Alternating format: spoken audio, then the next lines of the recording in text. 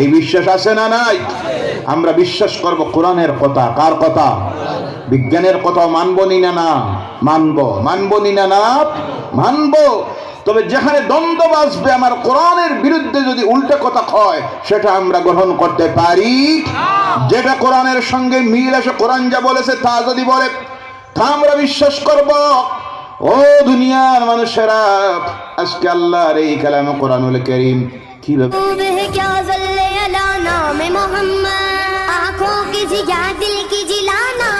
বিজ্ঞানময়। একজন খ্রিস্টান লেখক সেনাবাহিনীর নৌবাহিনীর জাহাজ চালাইত, আল্লাহর দ্বীন ইসলামকে গ্রহণ করেছে।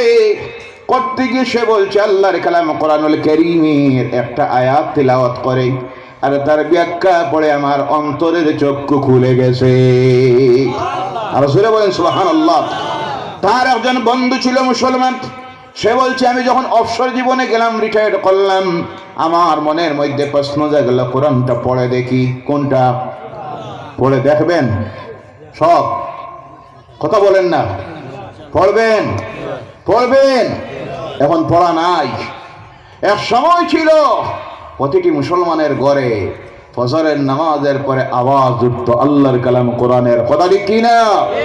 এখন আছে জি, আওয়াজ উঠে তো দূরের কথা, তার ঘুমই 7:30 8টায়। এমন নাফরমানের আছে না নাই? আল্লাহ হেদায়েত করুক। সকলে বলেন আল্লাহুম্মা আমিন।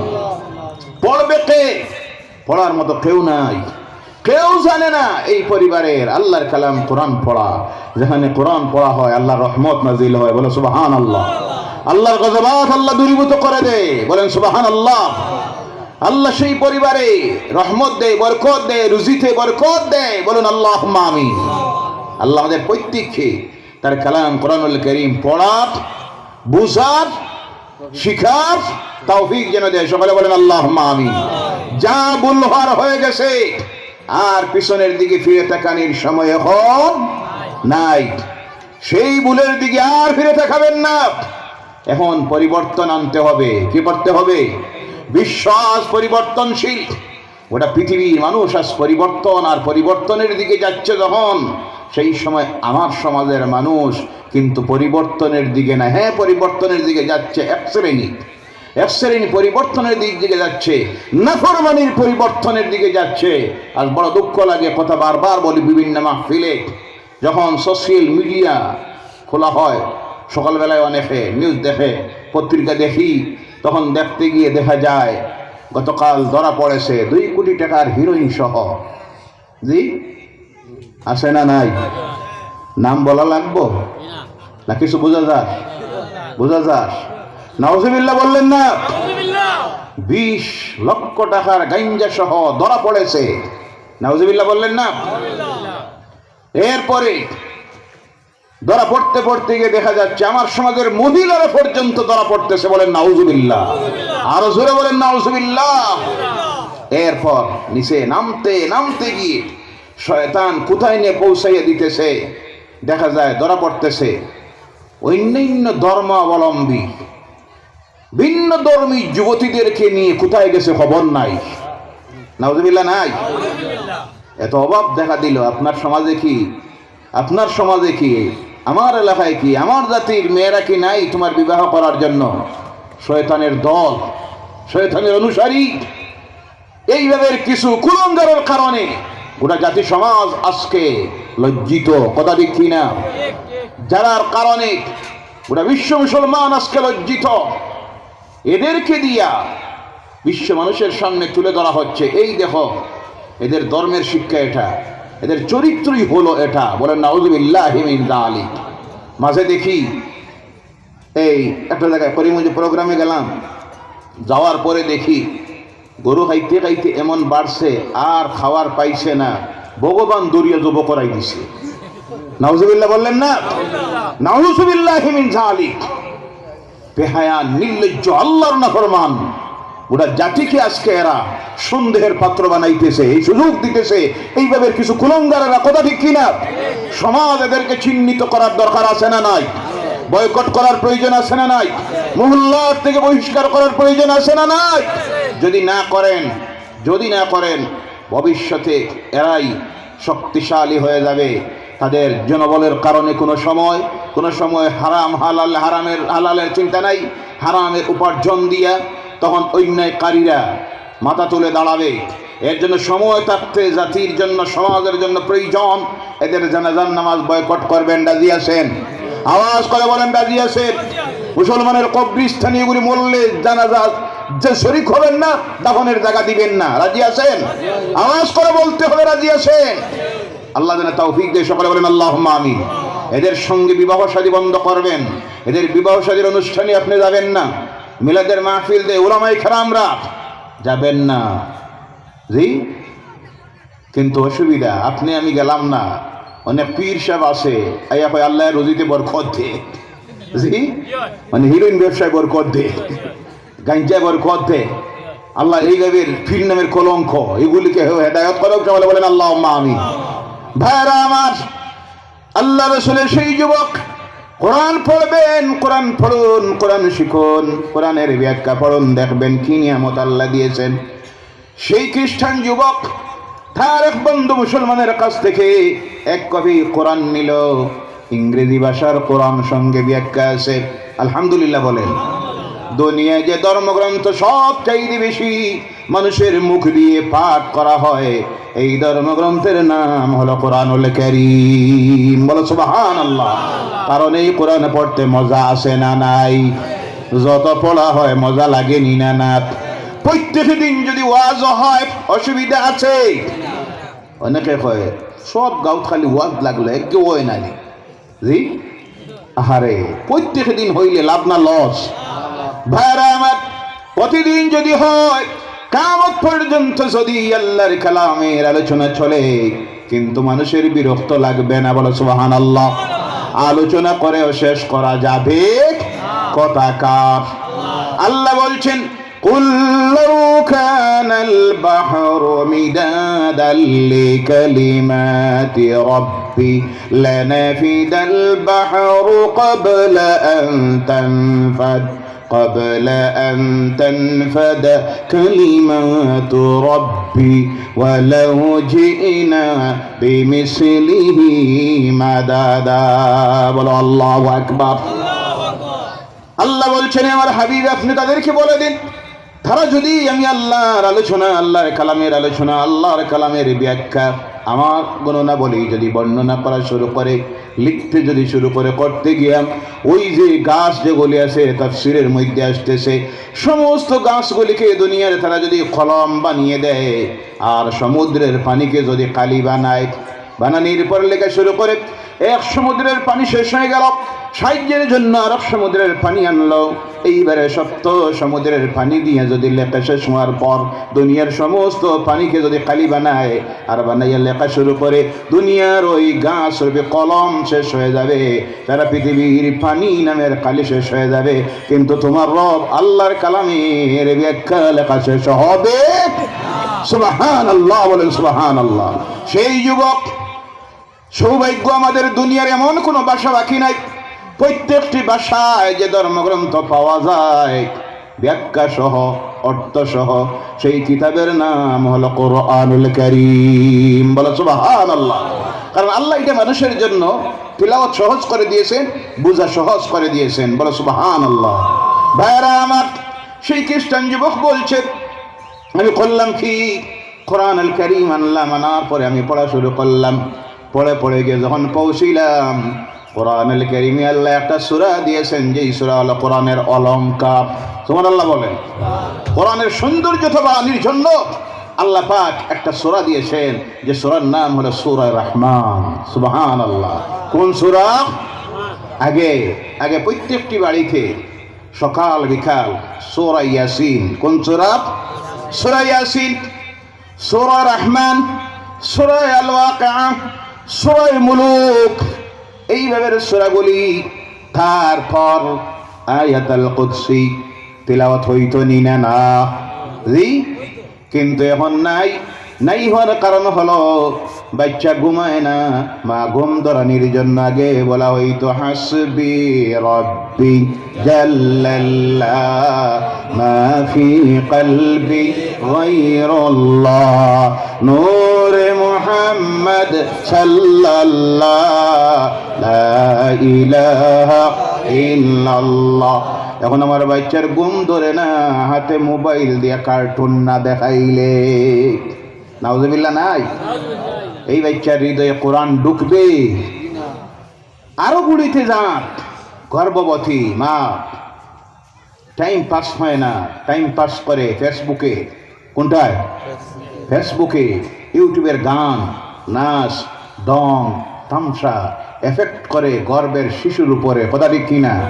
কথা আমার নয়, আপনার আধুনিক বিজ্ঞান বলতেছে এফেক্ট করে গর্ভের শিশুর উপরে। মার যে চরিত্র হয়, যে আমল হয়, সেটার এফেক্ট করে গর্ভস্থ শিশুর উপরে। মার 12 থেকে 14 ঘন্টা কেটে যায় ফেসবুকে, ইউটিউবের গান আর নাচ আর দং তামসায়। আছে না নাই? প্রত্যেকটি ঘরে মোবাইল কমপক্ষে 3টা। কয়টা? 3টা। রিচার্জ করতে প্রতি মাসে নাই করে লাগে 600 টাকা। কত টাকা?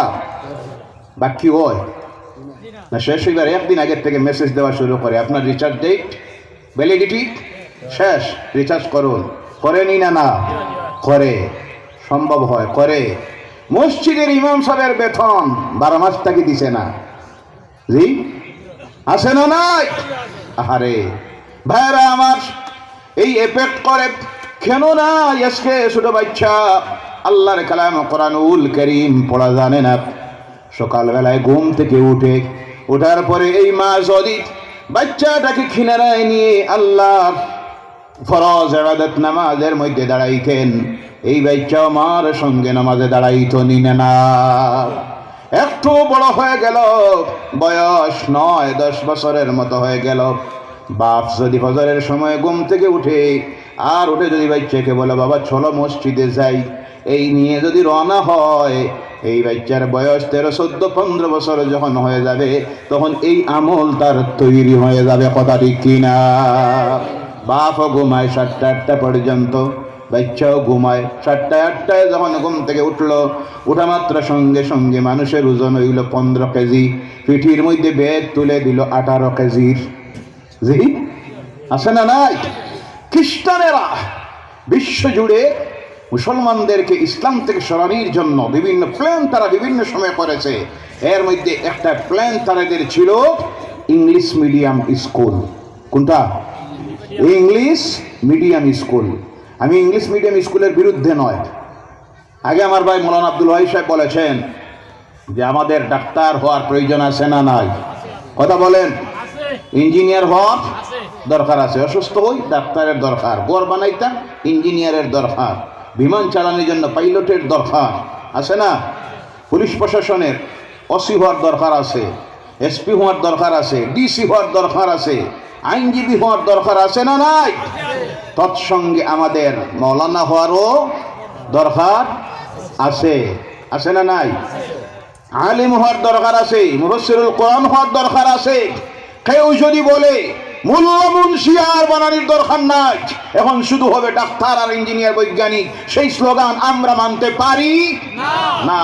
আমাদের ডাক্তারেরও দরকার, ইঞ্জিনিয়ারের দরকার, পাইলটের দরকার, এই OC, DC, IAS officer, SPS officer, APS-C officer, সব আইনজীবী, সুপ্রিম কোর্টের, হাইকোর্টের, জাতীয় সংসদ পাঠানির দরকার আছে না নাই? বিধানসভা এমএলএ পাঠানির দরকার আছে না নাই? তৎসঙ্গে আমার মৌলানা হওয়ারও দরকার আছে, মুফাসসিরুল কোরআনের দরকার আছে। না এই কোরআন বুঝাবে কে? কথা ঠিক কিনা? কারির দরকার শুদ্ধ কোরআন তিলাওয়াত শিখাবে, হাফিজের দরকার রমজানের তারাবিদের নামাজে দাঁড়াইয়া আল্লাহর গোটা কোরআন শোনাইবে। বলেন সুবহানাল্লাহ। জি মুফতির দরকার আছে না নাই? সব কিছুর দরকার আছে ভাইয়েরা আমার।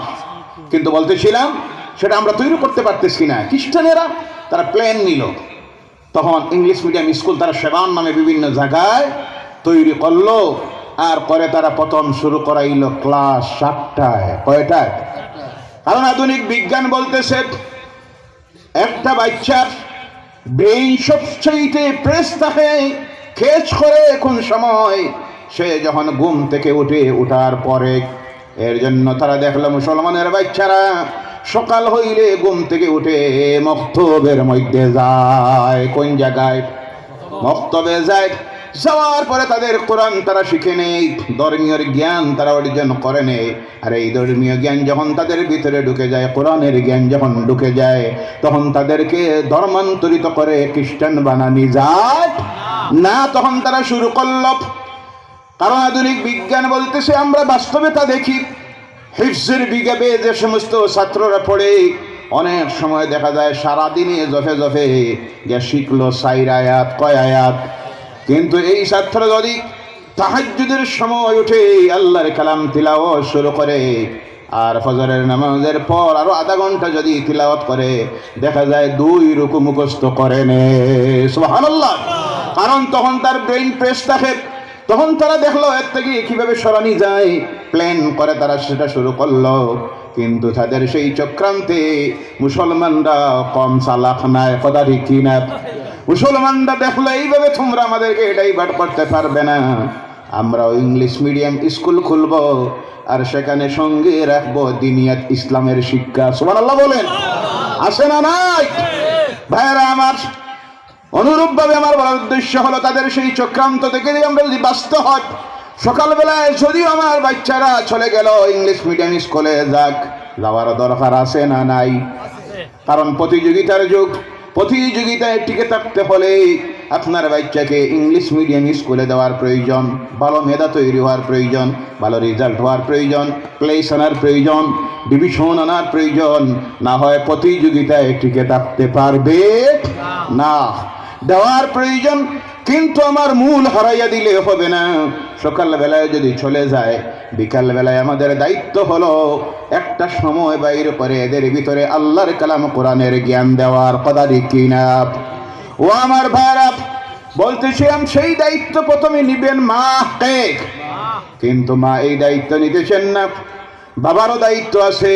বাবা যদি সেই দায়িত্ব নেন, আমি অনেক সময় বলি, মা যদি সকাল বিকাল বেলায় আধা ঘন্টা, কত সময়, আধা ঘন্টা যদি বাচ্চাটাকে আল্লাহর কালাম কোরআনের জ্ঞান দেন, আর বাবা সকাল বেলায় চাকরিজীবী হন, ব্যবসায়ী হন, আপনি ঘরে আসবেন, ফজরের সময় এই বাচ্চাটাকে আপনি নিয়ে মসজিদে যান, নামাজ পড়ান, নামাজের পর ঘরে এসে আল্লাহর কালামের কিছু জ্ঞান তারে দেন, এরপরে চলে যাও স্কুলে। এমন একটা বাচ্চা আপনি তৈরি করুন যে বাচ্চাটার হৃদয়ে থাকবে আল্লাহর কালাম কোরআনুল কারীম, আর আরেক দিবে হবে সে MBBS, ডাক্তার, ইঞ্জিনিয়ার। কথা ঠিক কিনা? এমন যদি হয়, তাহলে দেখবেন এই বাচ্চা কোনোদিন আল্লাহর নাফরমান হবে না, মা বাপের নাফরমানিও করবে না। সেই যুবক তখন করল কি? বলে, আমি আল্লাহর কালাম কোরআনুল কারীমের সূরা রহমান তিলাওয়াত শুরু করলাম। তিলাওয়াত করে করে গিয়ে সেই আয়াতের মধ্যে আমি যখন পৌঁছিলাম, পড়ুন আমার সঙ্গে, মারাজাল বাহরাইনি ইয়ালতাকিয়ান বাইনাহুমা বারযাখুল লা ইয়াবগিয়ান। বলো আল্লাহু আকবার। সঙ্গে সঙ্গে আমার মনের মধ্যে প্রশ্ন জাগলো যে এই কোরআন মুহাম্মদ সাল্লাল্লাহু আলাইহি সাল্লাম সম্ভবত কোন সময় জাহাজ চালাইছেন। কোনটা? মনে হয় জাহাজ চালাইছেন না, এই খবর তেন পাইলা কিলা? চিন্তায় পড়ছে। বললো, আমার বন্ধুকে পাইলে জিজ্ঞাসা করব, কারণ এখানে আল্লাহ বলতেছেন মারাজাল বাহরাইনি ইয়ালতাকিয়ান বাইনাহুমা বারযাখুল লা ইয়াবগিয়ান। সমান্তরালভাবে 2টা নদী প্রবাহিত হচ্ছে, আর ওই থেকে একটা আর একটাকে কোনো ডিস্টার্ব দিতেছে না, যার যার ধারাবাহিকতায় প্রবাহিত হচ্ছে। বলে সুবহানাল্লাহ। সে চিন্তায় পড়ল, আমি যখন জাহাজ চালাইতাম তখন সাগরের, আটলান্টিক মহাসাগরের মধ্যভাগে যখন কোনো সময় জাহাজ নিয়ে যাইতাম, তখন গিয়ে দেখতাম এর মাঝে 2টা নদী প্রবাহিত হচ্ছে সাগরের মাঝ দিয়া। একটার জল পরিষ্কার, লবণাক্ত নয়, বলে সুবহানাল্লাহ, আর আরেকটার জল অপরিষ্কার এবং লবণাক্ত। আমি চিন্তায় পড়লাম, মুহাম্মদ সাল্লাল্লাহু আলাইহি সাল্লাম এই খবরটা পাইলেন কিভাবে? এই আটলান্টিক মহাসাগরের মাঝে যেটা, সে তার বন্ধু মুসলমান যে এর জিজ্ঞাসা করলো, ভাই তোমাদের নবী মুহাম্মদ তিনি কি নাবিক ছিলেন, তিনি কি জাহাজ চালাইতেন? ওই মুসলমান যুবক বলল, জাহাজ তো দূরের কথা, সাগর দেখা দূরের কথা, এমন এক জায়গার মধ্যে তিনি জন্মগ্রহণ করেছিলেন যেখানে নদীও নাই, কুয়াও নাই। কুয়ার মধ্যে কোনো সময় কোনো মরশুমে একটু পানি উঠতো, কোনো সময় আবার শুকাইয়া যাইত। বৃষ্টি বলতে কিছুই নাই, মাঝে মধ্যে 2-1 পশলা বৃষ্টি হতো। এমন মরুভূমিতে আল্লাহ তাকে প্রেরণ করেছিলেন। তখন সে বলল, তাহলে বুঝতে আর আমার অসুবিধা হয় নাই। এই কোরআনুল কারীম মুহাম্মদ সাল্লাল্লাহু আলাইহি সাল্লামের লিখিত নয়। এই কোরআন এমন একজন সৃষ্টি করেছেন যিনি এই আটলান্টিক মহাসাগরের মাঝের খবরও জানেন। সুবহানাল্লাহ। তখন তার আর বুঝতে অসুবিধা রইল না। এই কোরআনুল কারীম হলো আল্লাহর কালাম কোরআন। এই কোরআন আটলান্টিক মহাসাগরের নিচে যা আছে তাও বলে দিতে পারে। সুবহানাল্লাহ বলেন। প্রশান্ত মহাসাগরে যা আছে তাও বলে দিতে পারে। আফ্রিকার গভীর জঙ্গলের ভিতরে কি আছে তাও বলে দিতে পারে। সৃষ্টির ধ্বংস হচ্ছে কোরআন বলে দিতে পারে। ধ্বংসের পর কি অবস্থা তৈরি হবে তাও বলে দিতে পারে। আকাশের অবস্থা একদিন কেমন হবে, তারকারাজির অবস্থা কেমন হবে, সূর্যের অবস্থা কেমন হবে, চন্দ্রের অবস্থা কেমন হবে, এই পৃথিবীর অবস্থা কেমন হবে, সব বলে দিতে পারে বৈজ্ঞানিক যে ধর্মগ্রন্থ, তার নাম হলো কোরআনুল কারীম। বলো সুবহানাল্লাহ। ভাইয়ারা আমার, বলা হয়েছে আমাদের এই অবস্থা পরিস্থিতি যে চলতেছে, এই সময় আমাদের করণীয় কি? আমি অনেক সময় বলে থাকি, আমার এই সমাজের মানুষ আল্লাহর কালাম কোরআনুল কারীমের একটা আয়াতকে আজকে ভুলে যাওয়ার কারণে আজকে আমাদের এই অবস্থা তৈরি হয়েছে। যে আয়াতটা হলো আমার আল্লাহ রাব্বুল আলামিন বলছেন, ওয়াতাসিমু বিহাবলিল্লাহি জামিআন ওয়া লা তাফাররাকু। বলো আল্লাহু আকবার। আল্লাহর রশিকে তোমরা আঁকড়িয়ে ধরো। সুবহানাল্লাহ বলেন। আল্লাহর রশিকে আঁকড়িয়ে ধরো, আর দলে দলে বিভক্ত হইও। কথা কার? আওয়াজ করে বলেন, কথা কার? আমরা আল্লাহর রশিকে। আল্লাহর রশি কাকে বলা হয়?